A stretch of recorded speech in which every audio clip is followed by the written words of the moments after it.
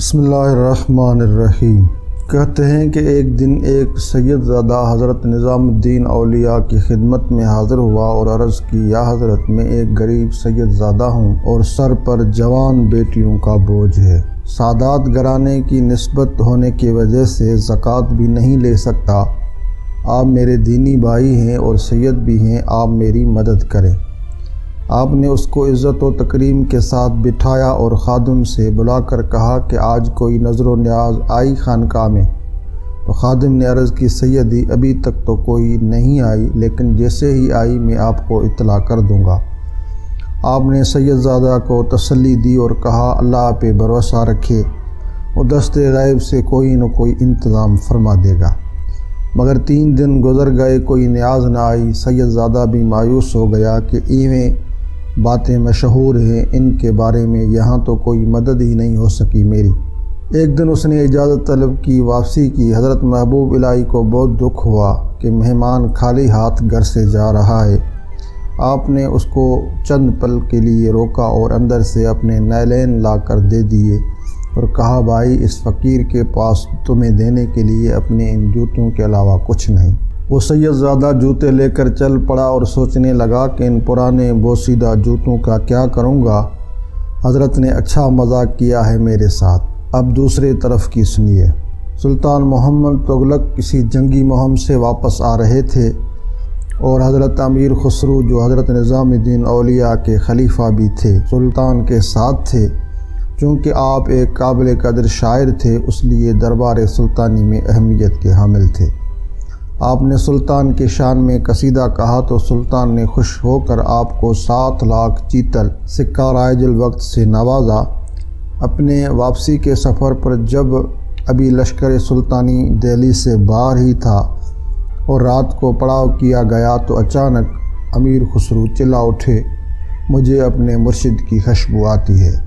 مصاحب بولے، امیر حضرت محبوب الہی تو کیلو کھڑی میں ہیں، جو دہلی سے کافی دور ہے، تو آپ کو ان کی خوشبو کیسے آئی؟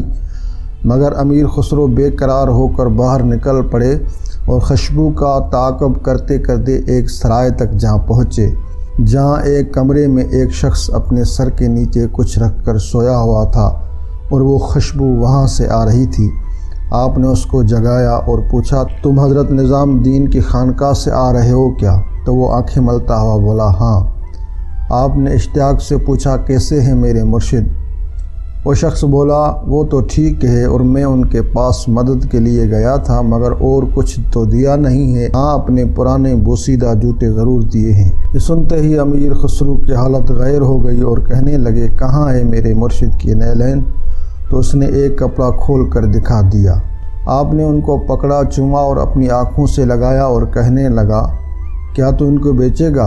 اس نے کہا، امیر کیوں مذاق اڑاتے ہو؟ امیر خسرو بولے، مذاق نہیں، میرے پاس اس وقت 7 لاکھ چیتل ہے، وہ لے لو، مگر میرے مرشد کی نعلین مجھے دے دو۔ چاہو تو دہلی چلو، اتنی رقم اور دے دوں گا تمہیں۔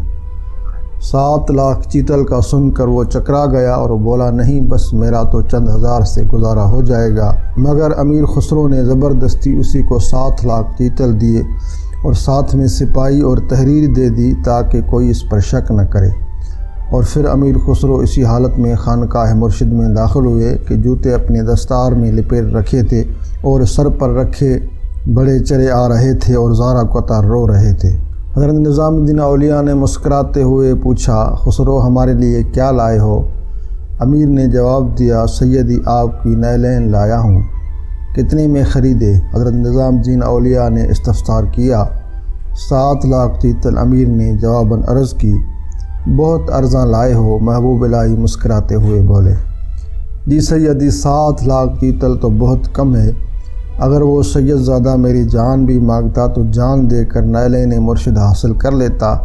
یہ تھی ان کی اپنے مرشد سے محبت اور حضرت نظام الدین اولیاء کا مقام معرفت، جس کی وجہ سے ان کو محبوب الہی کہا جاتا ہے۔